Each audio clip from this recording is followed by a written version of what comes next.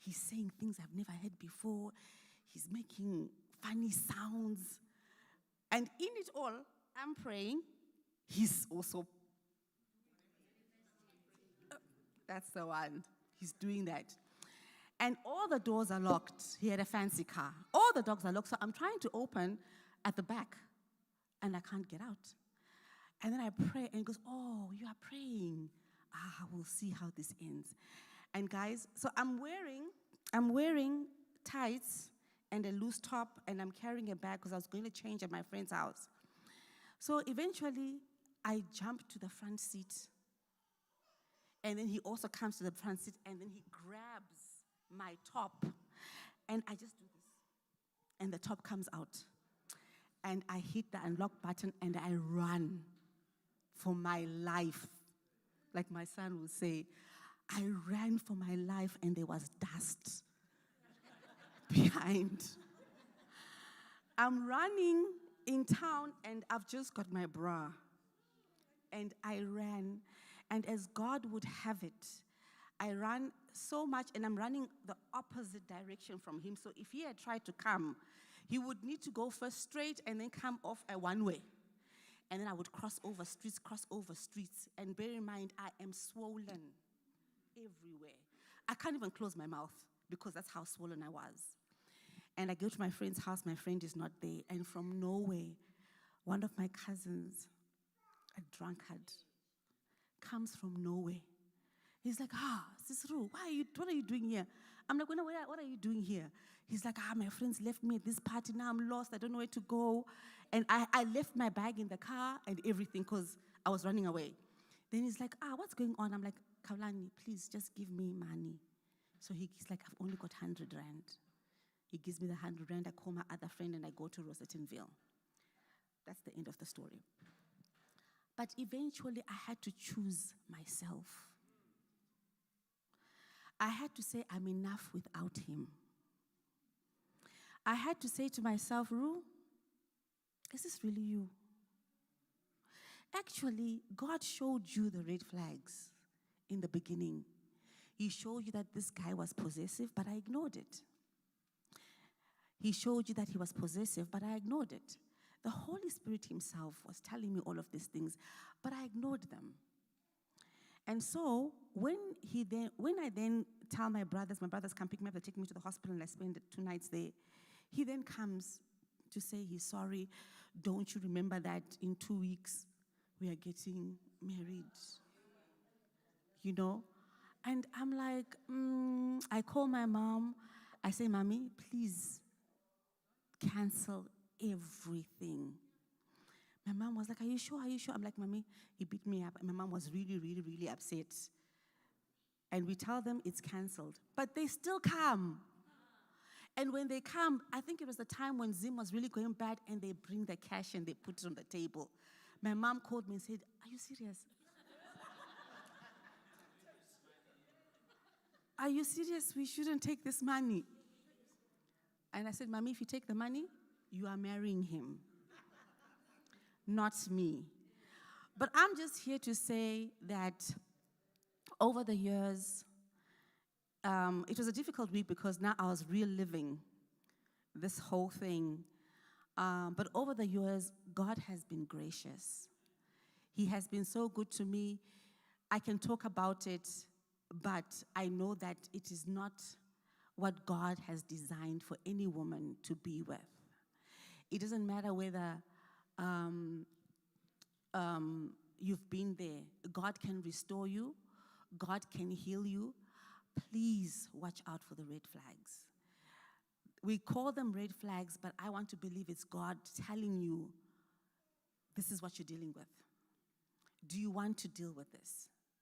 Is it what you want? And we should take note of those and make a decision and choose. If you're going to be alone, it's fine because we know God is there. He's going to help you. And he has helped me. And I can truly stand here and say, in as much as he sort of like promoted me, God did a better job. Far much more than him. And I was much happier with God. Thank you.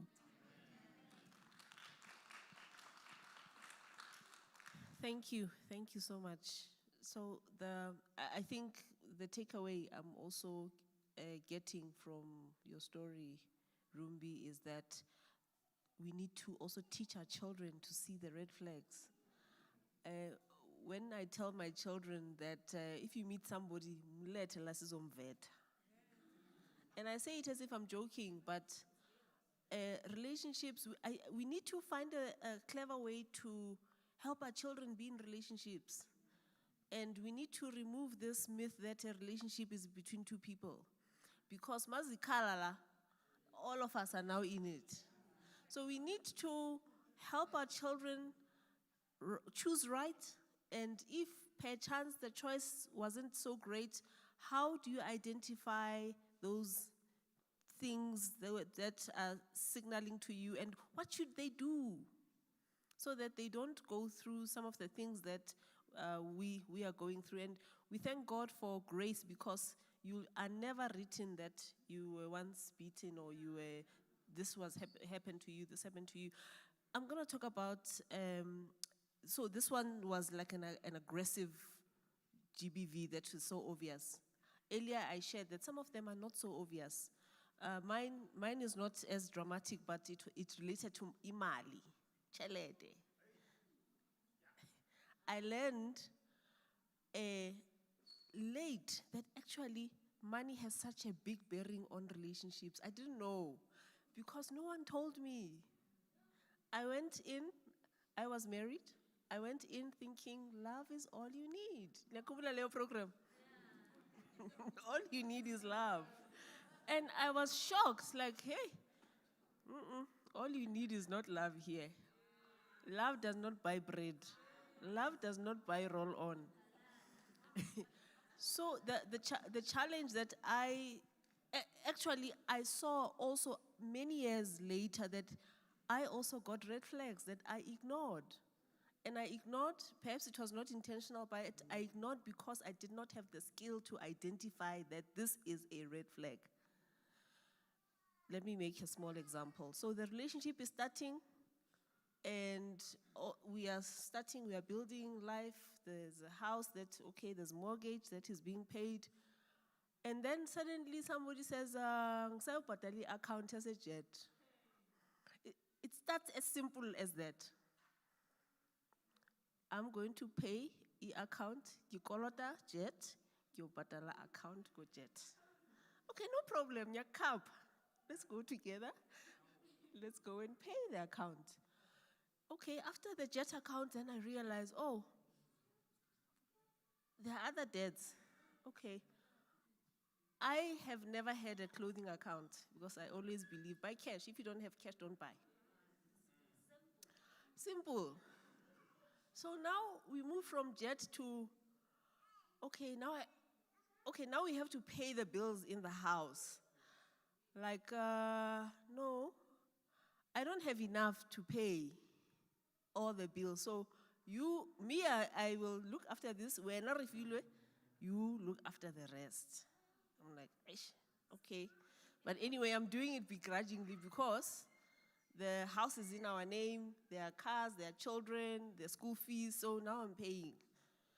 And then it graduated from that to, now there's a credit card account. There's a credit card debt. So each time, remember it graduated from a jet account. I should have seen then that, hey, whoa, let's pull the brakes. Why is there a jet account in the first place?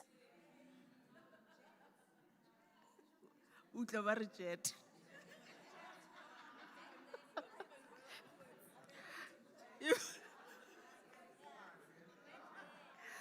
If it was Woolworths, it was going to be better, ne? At least.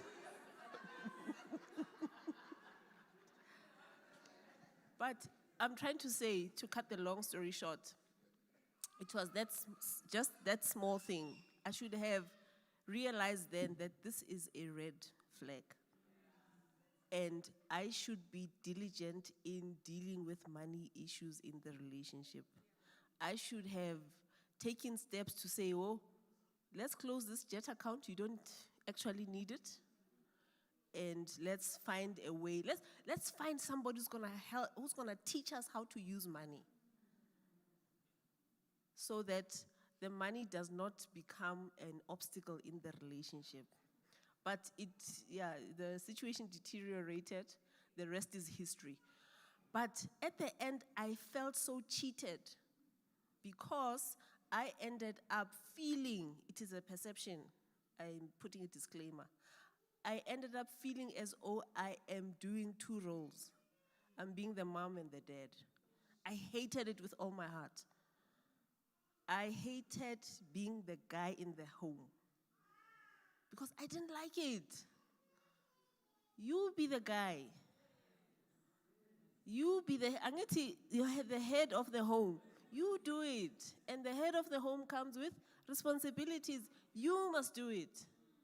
So that also started feelings of resentment, and it also affects how you show up in other spaces as well, because in your head, the biggest thing that is a problem is finance. You can't do this, you can't do that, you can't do this, because now you have to look after someone who has beard. And it's not nice.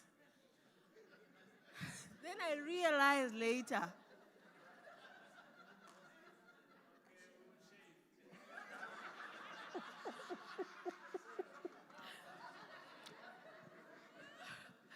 the beard is inherent. Even if you shave, it's always there. Your genes produce the beard. But I didn't like it. But then when I was researching this, I'm like, no, this was another form of abuse. I didn't know it because I was not capacitated to recognize that here, something is not make sure. So the point that I think we need to get to, and we're going to open for comments in a while, that we need to empower one another first before there are problems. Many times we wait for things to deteriorate, but before there are problems, if I know that I, for example, have a child and Rumbi is my friend, nothing should stop me to say, please counsel my daughter or my son, this is what I think is happening in their lives. Please help them. Please give them a different view of money. Please give them a different view of selecting life partners. Please give them a different view of even selecting friends. Because her friends should have said that, hi, my friend. But they did not say that, because if they were to say it, it was going to affect their fun. So you get beaten, but we must enjoy. So we need to form structures like that. I'm so sad that it's not here in church, because this is such an opportune place for us to have such structures to empower one another, to build one another. So it shouldn't be that you don't know my children. You don't know what's happening in their lives. How are you going to help them? Because I may not be the right person to help them at that time. I may be experiencing other things, but you may have a clearer view of life. You may have a clearer mind at that time to say, no, let me help you. But we don't help one another because we don't know what's happening in each other's lives. And this problem, these statistics that I was reading to you, they are going to go up. They're not going to go down. Because we need to come up with ways here to find a way to cut those problems so that we don't experience them. So maybe we can talk about how to start. If there are groups that can be formed, some committees to empower, teach our children.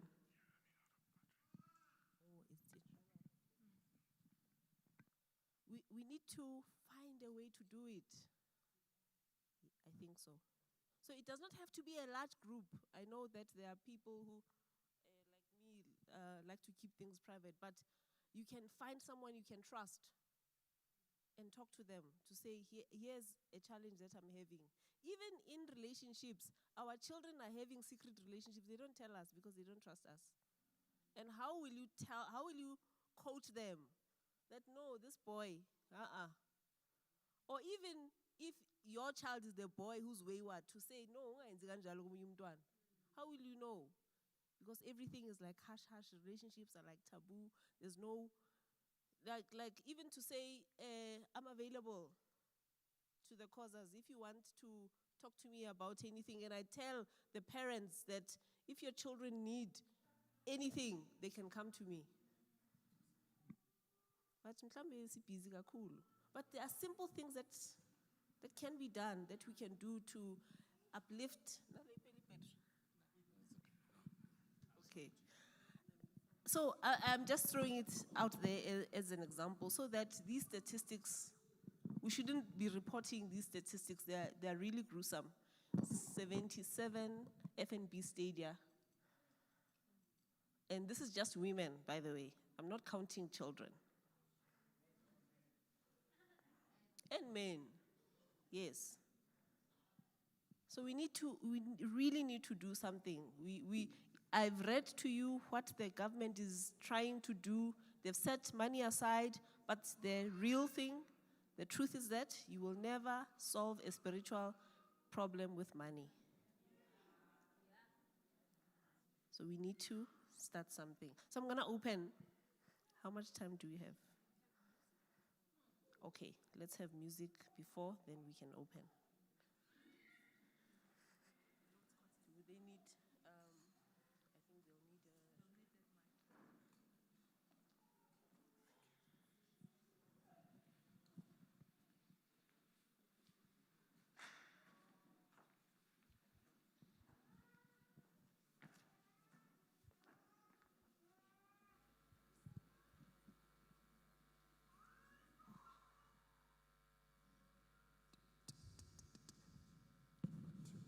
So I feel for those who've got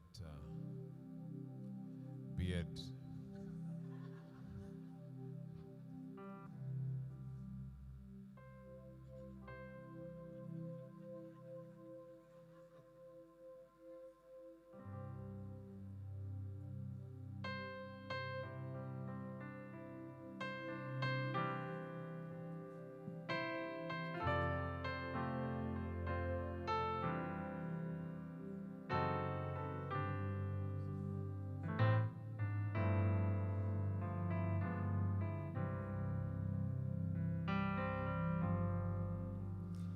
In the dark of the midnight, have I oft hid my face, while the storm howls above me, and there's no hiding place.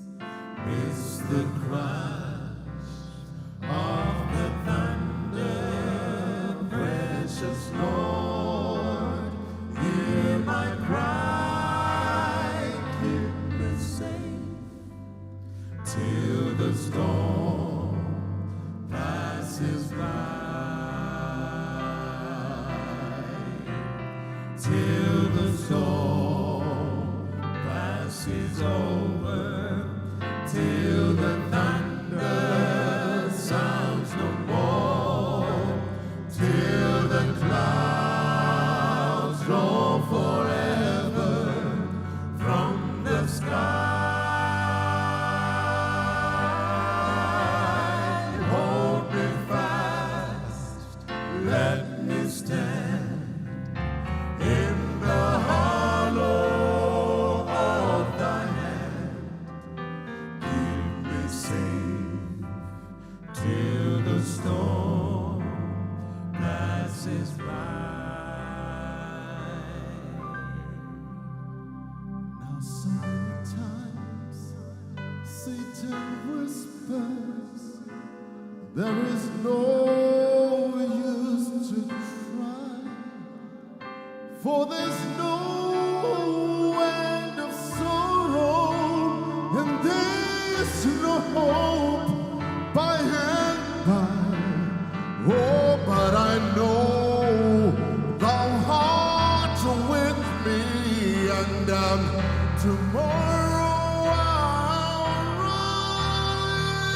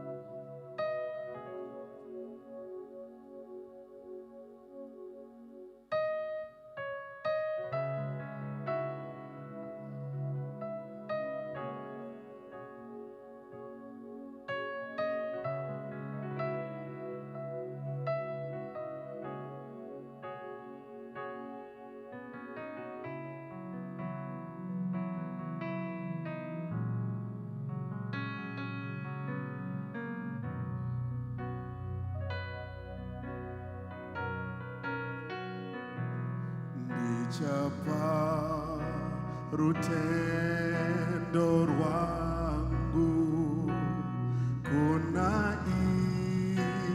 sama simba ondiparu kurirone kusinga peri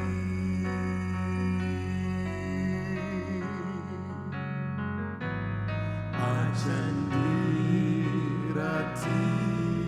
Zanzira Yekuti Inipone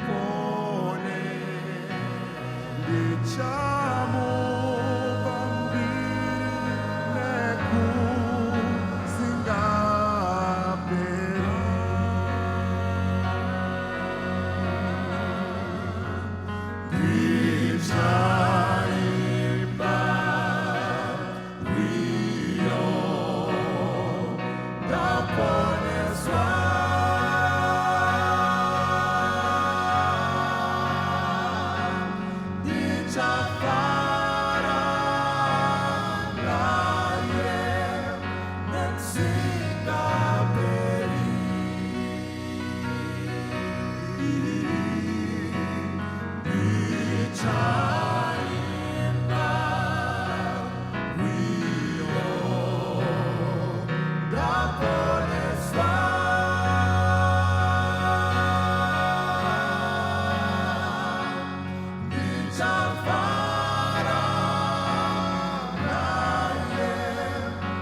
Sing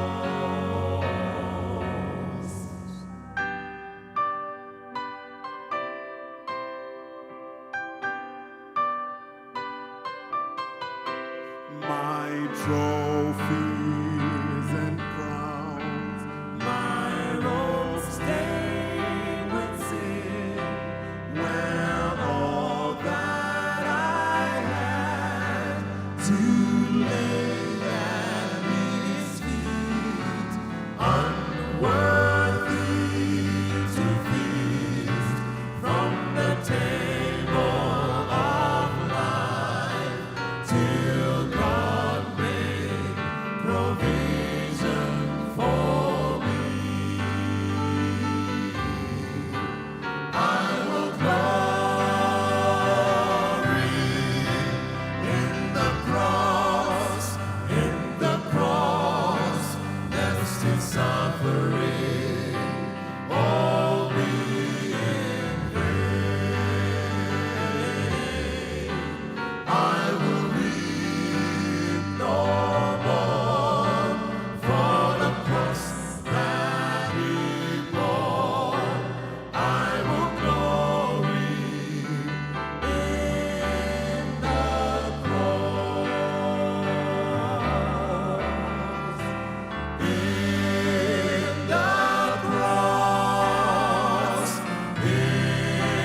the cross, be my glory ever. I will weep no more for the cross that he bore. I will glory. I will glory. I will glory in the cross.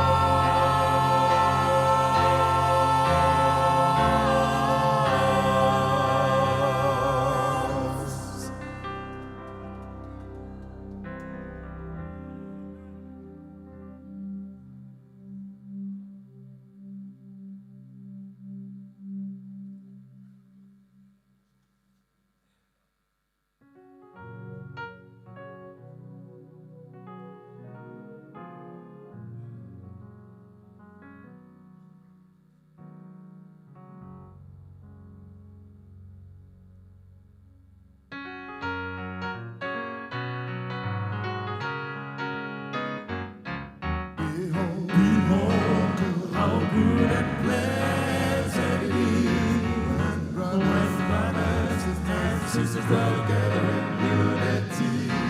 It is like precious oil on the earth, running down on Aaron's floor. Behold, how good and pleasant it is. Behold, how good and pleasant it is when brothers and sisters dwell together in unity. It is like precious oil on the earth, running down on Aaron's floor. Behold, how good and pleasant it is. Well, Jesus in the Bible, you gotta put each other first. You gotta treat each other as equals. You gotta love them as yourself. You gotta treat every man like a brother. You gotta fellowship with them. Oh, behold, how good and pleasant it is. Well, just say it in the Bible. You gotta put each other first. You gotta treat each other as equals. You gotta love them as yourself. You gotta treat your sister like a sister. You gotta love them as yourself. Oh, behold, how good and pleasant it is. We gotta love each other, care for each other. When your friend is in pain, you gotta be there for them. When your brother is grieving and his heart is broken, be a pillar of strength for them. When your sister is dying and a friend has been parted, be the one to hold their hand. Behold, how good and pleasant it is. We gotta love each other, care for each other. When your friend is in pain, you gotta be there for them. When your brother is grieving and his heart is broken, be a pillar of strength for them. When your sister is dying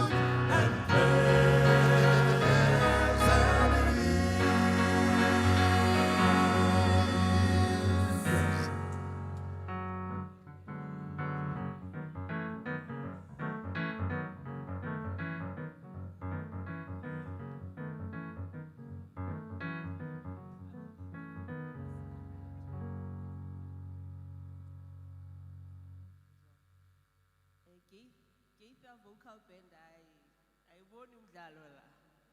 It's really good. Thank you so much, brothers, for the music.